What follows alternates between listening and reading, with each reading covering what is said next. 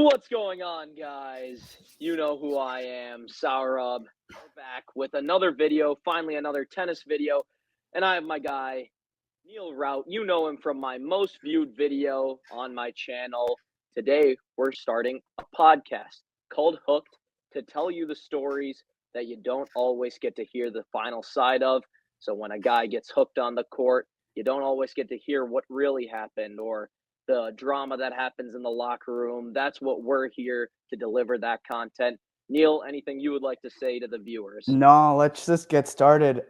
I am really excited about the guest we have today. He's kind of got a resume, an academic resume and an athletic resume that goes to frickin' China. So let's get it started. Go for it. All right. So for today's podcast, we have one of our teammates. Neil spent 5 years as a teammate with them. I spent 4. His name, you know him from some of the videos, Nicholas Aney from Rochester, Minnesota. Neil, you want to give us a quick couple highlights from his career just to intro him a little bit, and then I'll give a few more? Yeah. So he was our one singles tennis player and a 3-time All-American. That's all I remember. You got the rest. He was also a national semifinalist in yeah. the doubles. To add to that list, he received a 2023 NCAA postgraduate scholarship for his dental school. He is now at UNC. He was also a 3-time CSC All-American academic All-American, and that was the first time I believe that's happened in our school's So he's smart history. too. He's smart. He's very smart and athletic. Dental school at UNC. You know, he's got that, and then. I mean, like you said, 3-time All-American, 4-time MIAC All-Conference, which isn't honestly that big of a deal if you know our conference at all. And then also 2-time MIAC Elite 22 award recipient, 22 MIAC Arthur Ashe award recipient. So he's a really good dude, is what that says, basically. Great leader. On for the community. Leadership. Great leader. Yep. Yeah. Yep. And lastly, he was the 2023 Gustavus Male Athlete of the Year. Oh, yes. Let's get him on the pod here as we add him to the stage. Nick Aney, thank you for being on the pod. What an intro. Where are you right now? I'm doing great. I'm in North Carolina. I'm just blushing a little bit after hearing you guys talk for 5 minutes there. So. Oh, you could hear us. Oh, I could hear you guys. We did not know that. We didn't watch the video and find out. I could watch you guys and see you guys and hear everything, but you guys couldn't see me, so I was lurking and didn't even know it. Well, it's great to have you on the pod. We got a couple good topics to get to, but first off, how you doing? We said you're in dental school at UNC. How's that been going for you this year? Yeah, I'm gonna start seeing patients in about a month here. So anyone in the North Carolina area looking to get their teeth cleaned or looking to get a little diagnosis of what's going on in your mouth, just hit me up and I'll be your boy. But school's going well, can't complain. That, if in case you guys didn't know, that's a plug for Aney Dental. Aney Dental will flash a banner up. All right. Yeah, and then in about 4 years, you know, come to whatever practice I'm working at too. So there we go. Do some early marketing. Yeah, no, for sure. Well, you're on here for a specific reason. You've had an illustrious college tennis career, and we'd like to hear a little bit more about the things that not everyone knows about. So let's get right to it. The story I want to lead off with, it's a hard hitter. I'm going to clickbait the shit out of it. It is about your match at Drake University, your senior year, my junior year, where you almost got into a fist fight with a guy from Nebraska, Omaha, University of Nebraska, Omaha. You know what I'm talking about. You want to give the people a little bit of a rundown on how it led up to the fight and what eventually ended up happening. I was an eyewitness, so I'll chime in here and there, and Neil, feel free to do so as well. Tell us how the match started out and everything, because all of us got the pleasure of being able to witness this moment. Yeah, I mean, it didn't really start heating up until about 2-1 in the second set, so we can just skip forward to that point. I think I won the first set 6-3 or something like that. I'm up 2-1, up a break, serving, get broke, 2-2. And then in the 2-2 game, the guy pulls some of the most egregious hooks in my life in the same game. I think it was one early in the game. I was like, all right, whatever, shake it off. And then it's a deuce point, no ad, 2-2, huge point, obviously.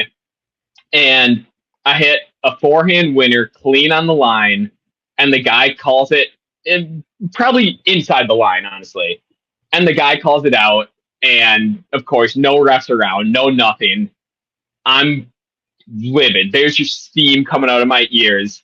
And then, so it's 3-2 now, and the guy was serving. So now we're switching sides, and I'm going to now serve on the side where he was just on. But for no reason, the guy hits a ball over to my side. To be honest, it wasn't that hard, but it ended up about 6 inches from my head when I was going down to pick up a towel. And when that happened, I just lost it. And the wires just crossed in my brain.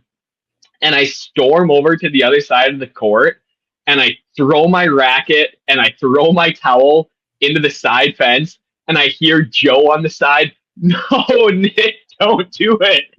It's not worth it." He's like pleading with me. and I get in the guy's face. Standing right next to Joe during that whole thing, and he was trying to get Nick to get away from that side of the court. I mean, in his defense, that was probably a good teammate thing to do, because God knows what could have happened there, and God knows what could have happened to me as a consequence of my actions in that moment. So he was looking out for me, and thank you, Joe. I wish we could have had him on as an eyewitness too. But I get to the other side of the net, and I get in this guy's face, and we are legitimately like nose to nose. And I'm like, don't you hit a fucking ball at me. And then he's like, I'm going to do what I want to do. And I'm like, don't do that again. Like, don't disrespect me like that. And then I think the guy was just like, oh, like I'm like said the same thing. And we kind of go in circles, like we're just saying the same thing over and over. And it's like, just like pure, like moronic stupidity, what we're saying to each other. And I wanted to fight the guy so bad in that moment. And he like pump faked a punch. And I wanted him to swing so bad, because if he would have been the guy to like throw the first punch, I would have had an excuse to just try to beat the brakes off of him. And fortunately, he never threw that punch, but we were eye to eye, and I was just pleading in that moment for him to start something so that I could go and try to finish it.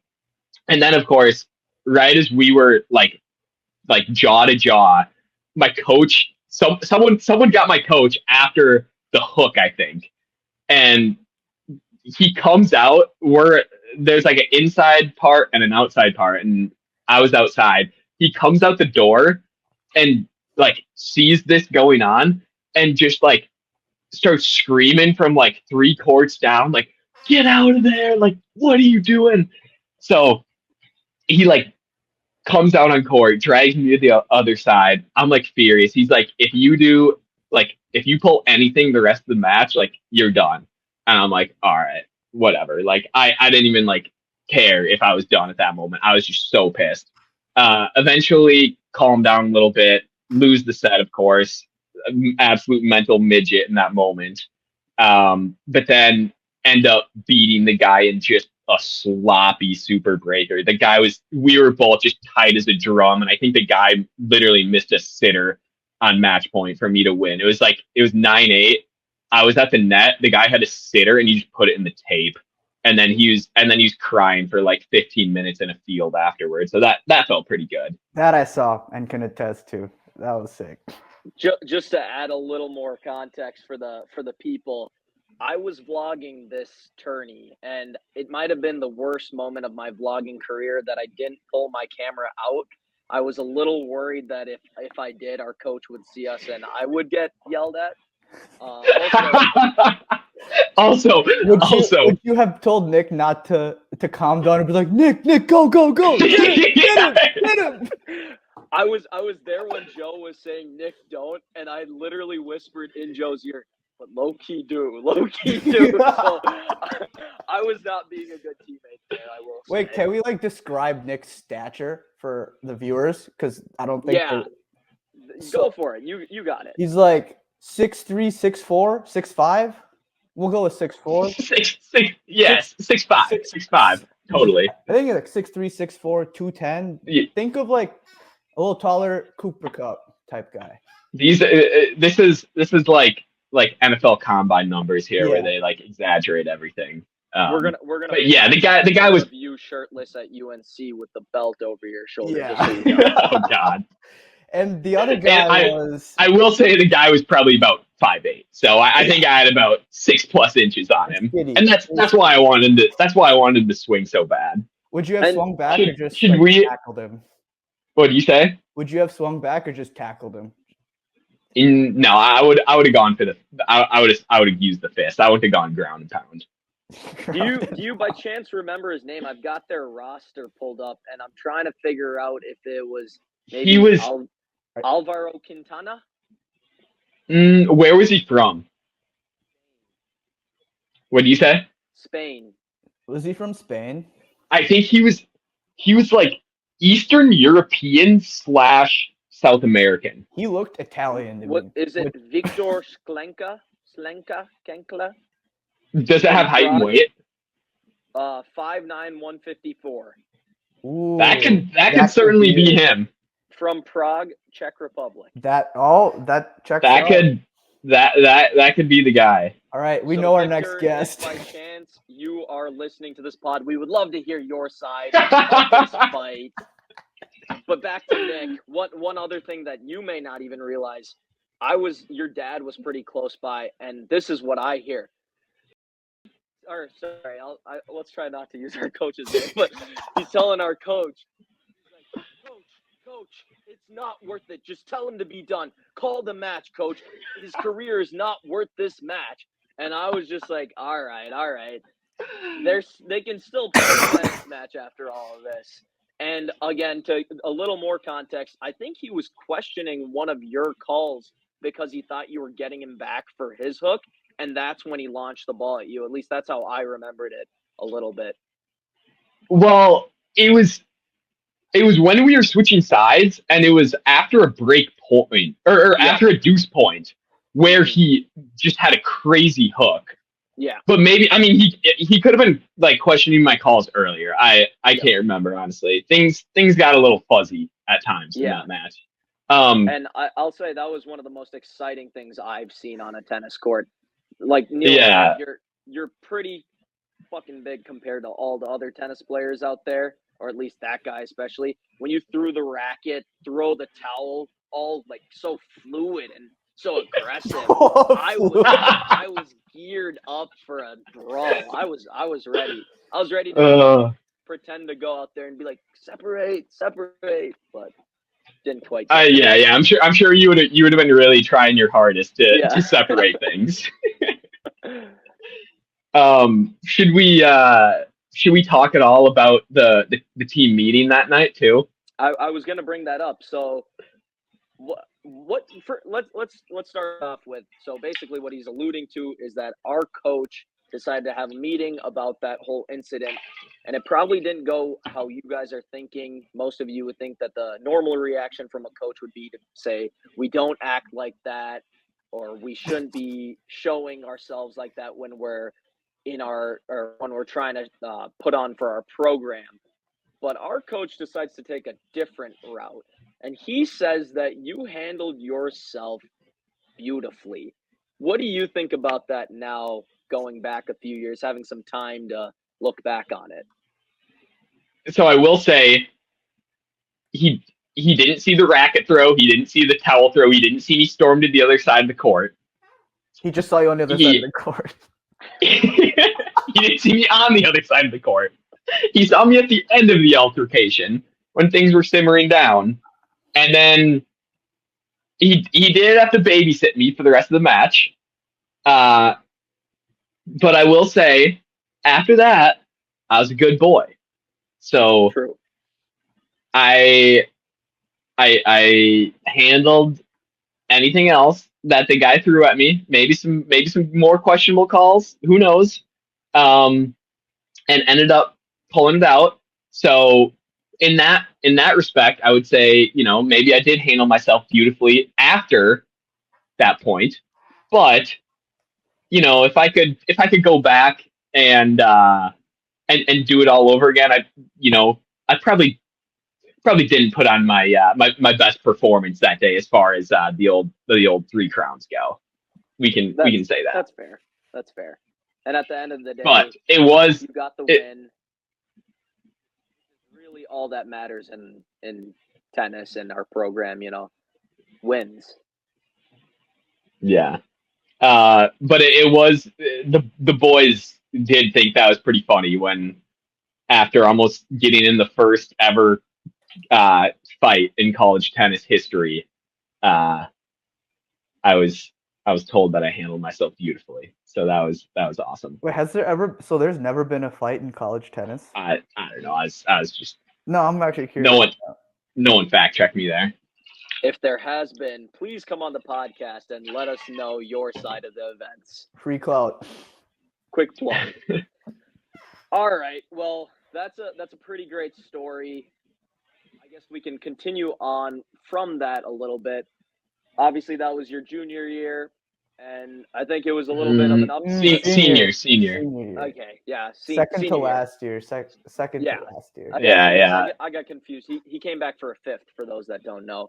But that's your senior year, and the senior year was a little up and down in terms of performance. I think you'd agree with that. You didn't perform how you'd like, and I mean, moments like that, it's great to look back on, and they're funny. But I think that it probably helped you out into your final year because you kind of changed your mentality, and it led to what was probably the greatest moment for all of us in our 4 or 5 years was when you clinched to take us to the Elite 8. You've seen it on my videos. It's probably a couple before this.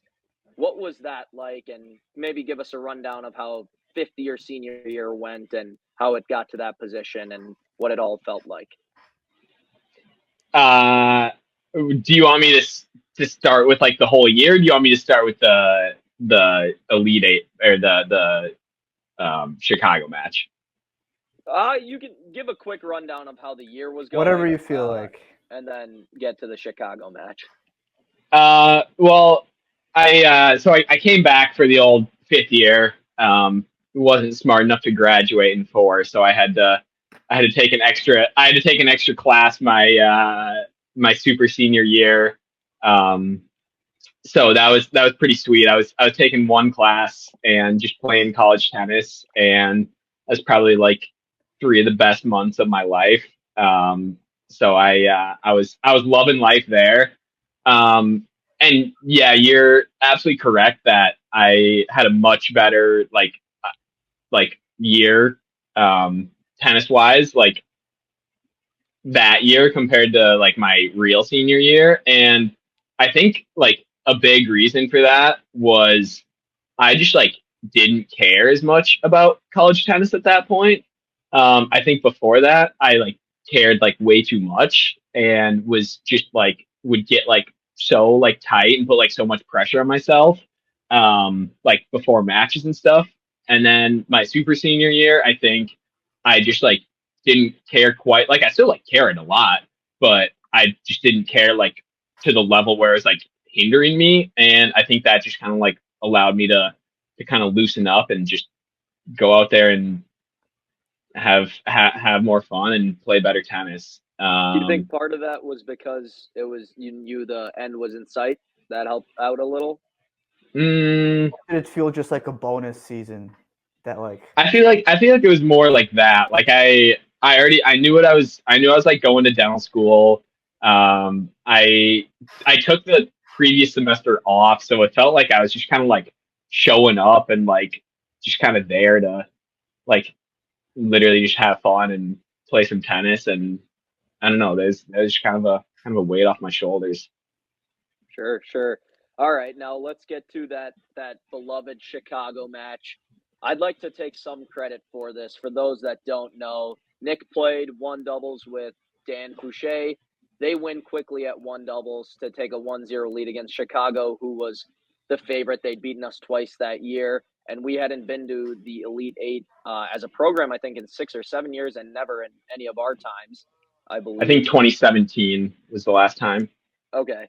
Yep. And so Nick and his partner take a quick 1-0 lead for the team. Two doubles wins, so we're up 2-0. It comes down to me to get us to that 3-0, and I choked with my partner.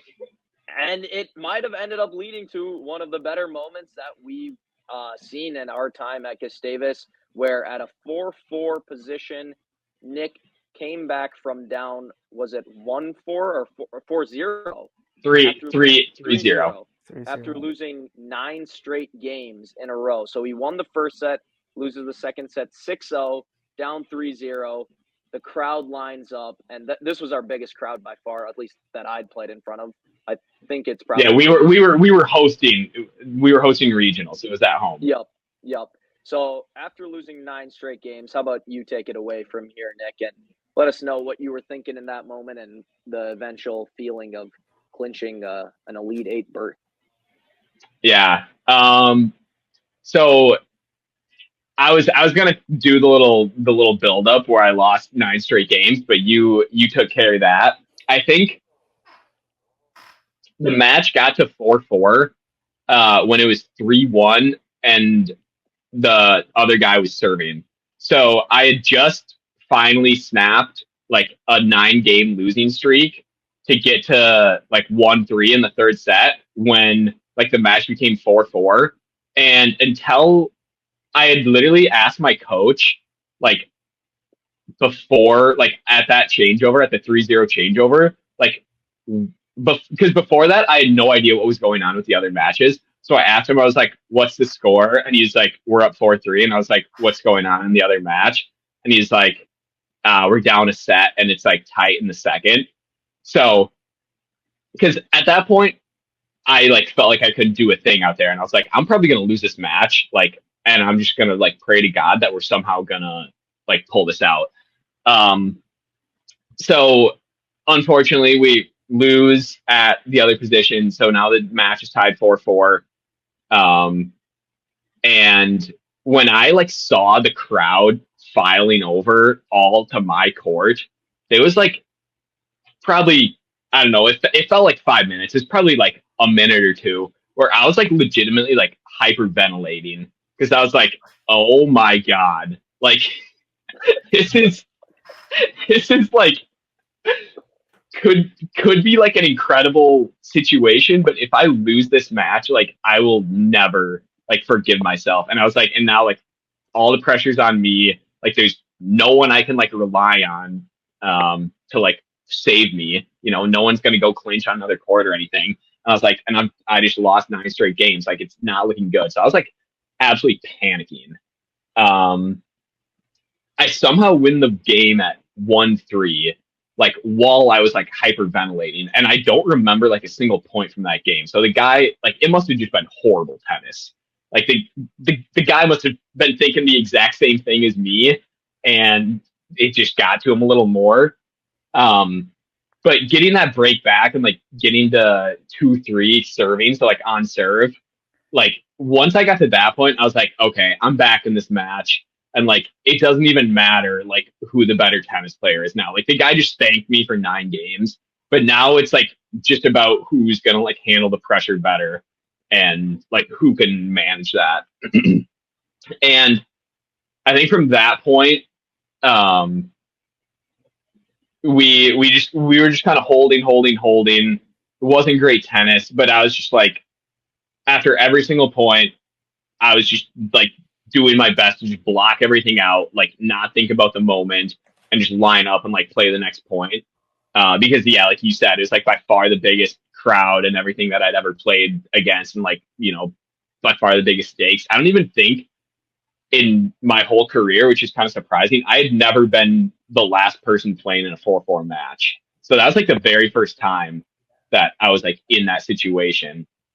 And if I lost, like my career was essentially over. And if I won, we were going to get to go to the Elite Eight for the first time in since like 2017.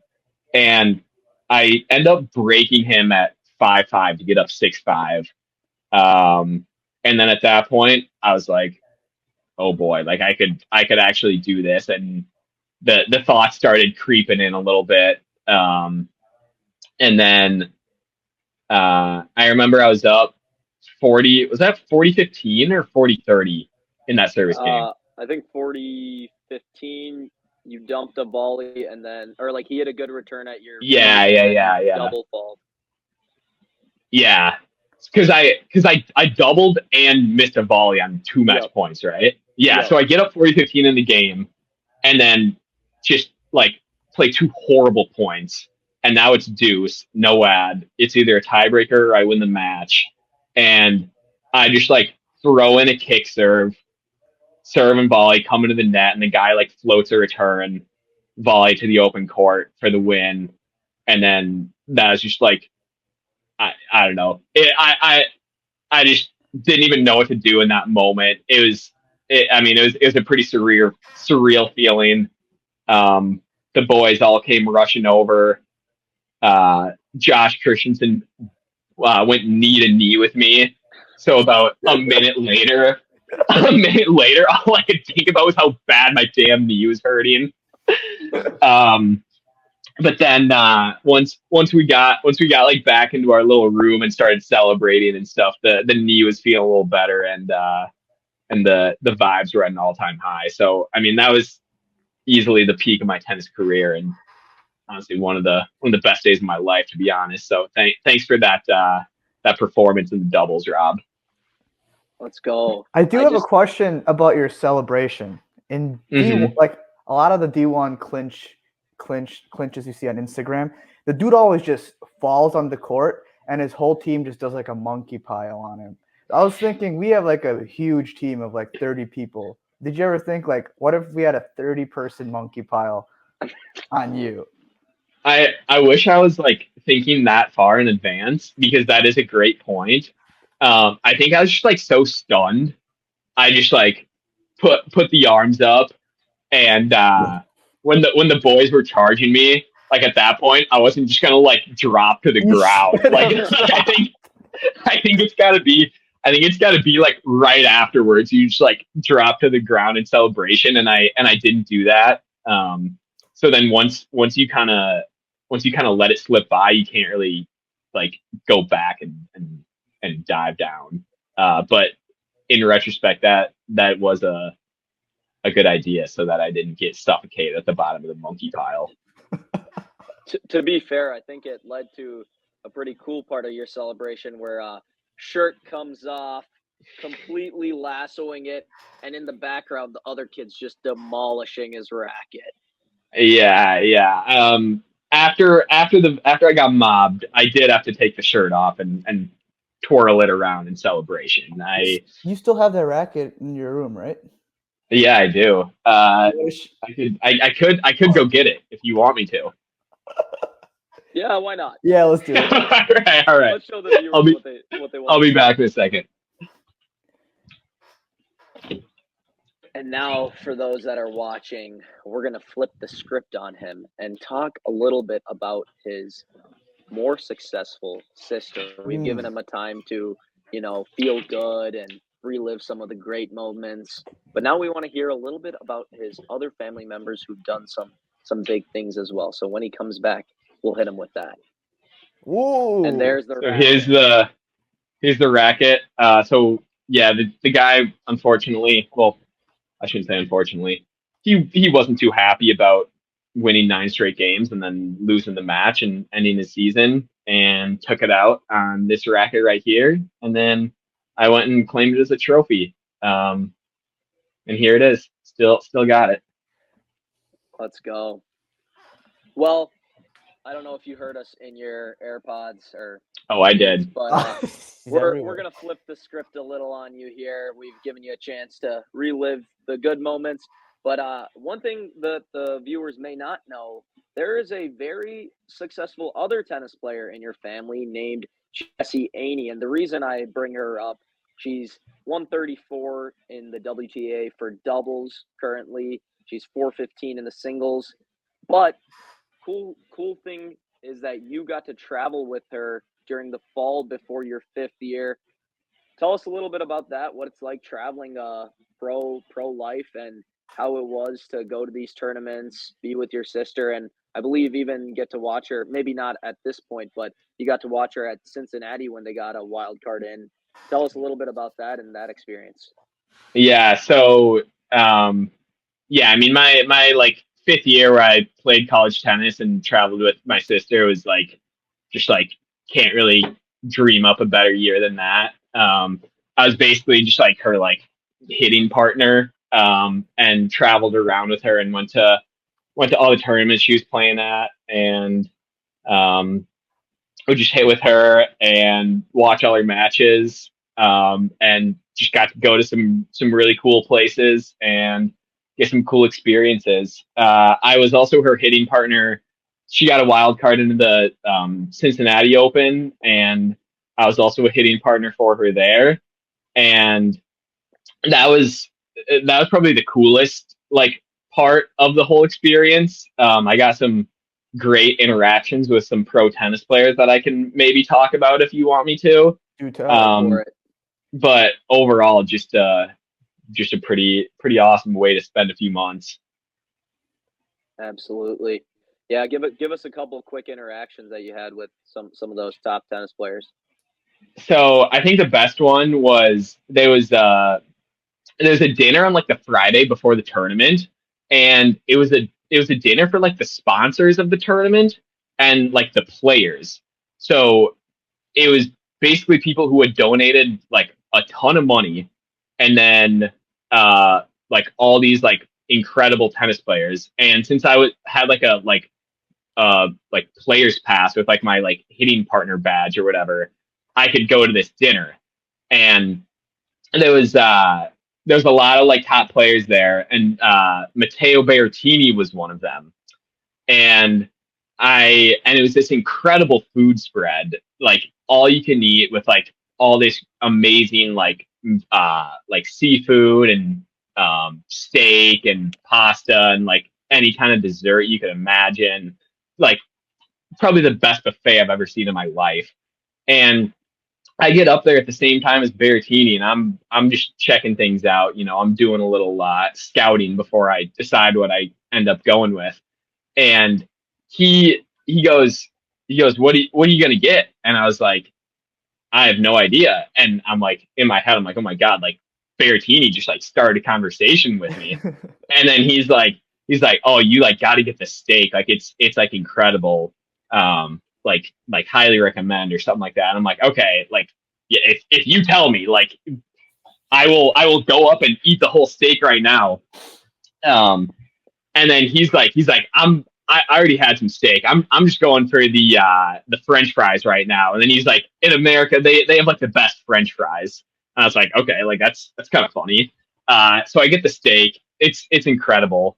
Um, but that was my first course. And as Neil and Rob know, I can be quite quite the pig at these buffets. Whenever I have a chance for an all you can eat food, I'm taking advantage. So I like keep going up like round after round, just like eating tons of food.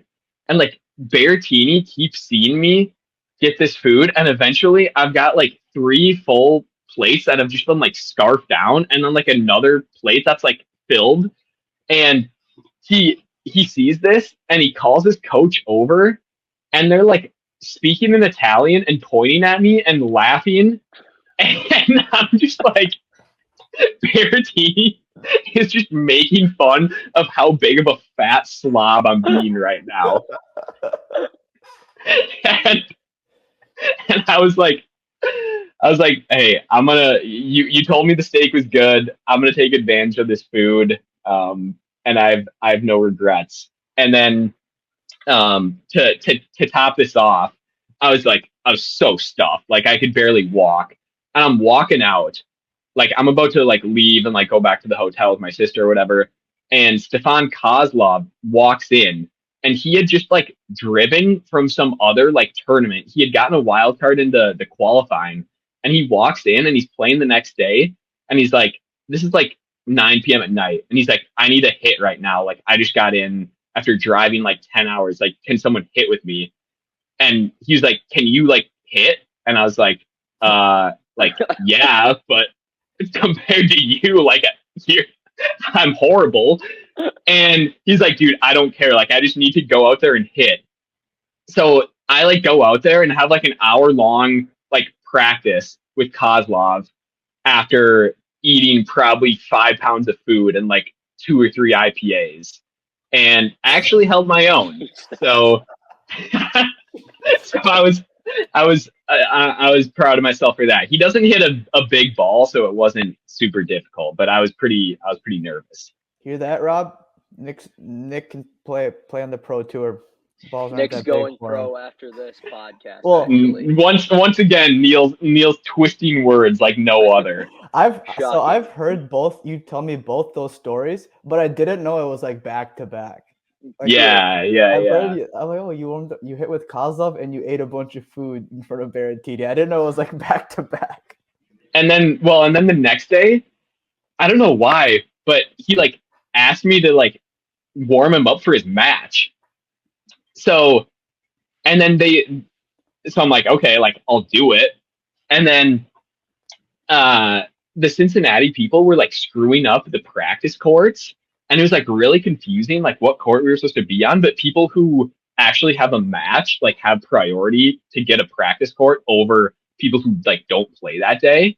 So there was all these issues with the courts, and he finally gets a 30-minute slot, and we get out on court to the court we're supposed to be on, and there's a huge crowd, and Sinner and Taylor Fritz are practicing on that court, and we have to kick them off.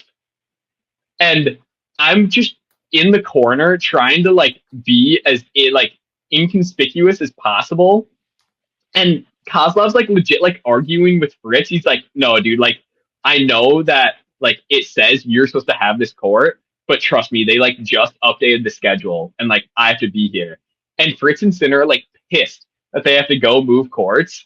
And yeah, basically I was a part of kicking Fritz and Sinner off of practice court. Little do we know, and luckily, do we got a problem here? He throws his racket, throws his pulls his chest out. Yeah, say, don't you hit a ball at me. Sinner had won a Grand Slam, so he's like, you haven't even won a goddamn Grand Slam. Yeah, this is pre-Grand Slam, so you know now maybe I'd show him a little respect. Well, those are quite the stories. I hope the viewers like it as much as we have, and I know we've gotten to live some of them, so they may be even better for us. Neil, do you have any questions before I get to my final question for Mr. Nick Aney? No, it's all you. My last question, and what I want you to leave us with: who is someone, whether you know them or don't know them, that you would like to see on the pod? Obviously, this is the first episode, so try to keep it somewhat realistic of who we could really get on here. But someone you know or know of that would have a great story that no one's really heard of from either their college tennis days, or if you met some friends on the pro tour while you were there, the pro tennis days as well. That's a good question. I could maybe come up with a better answer if I gave some time to think about it. I think that Sebastian Weil is quite the storyteller, and you know, he loves to come on, tell some stories, chop it up with the boys. You know, he played at 2 different colleges, and now he's coaching one. So he's got a lot of experience in the college tennis world. Big time character, but great guy. So, that's one that comes to mind. I think, yeah, that's my answer. I like the answer. I'm going to be honest. I was expecting a quick Andrew Esses answer, Yes. but we'll go with SIBO. Oh, For now, so. I should have gone with that. The Gustavus boys are gonna be very disappointed with me. Yes, they will. Well, anyways, thank you for joining the pod, our first guest, and hopefully the first of many. This is Rob. This is Neil. And you are Nick, the All-American with multiple accolades. Thank you for joining. Peace out, everyone.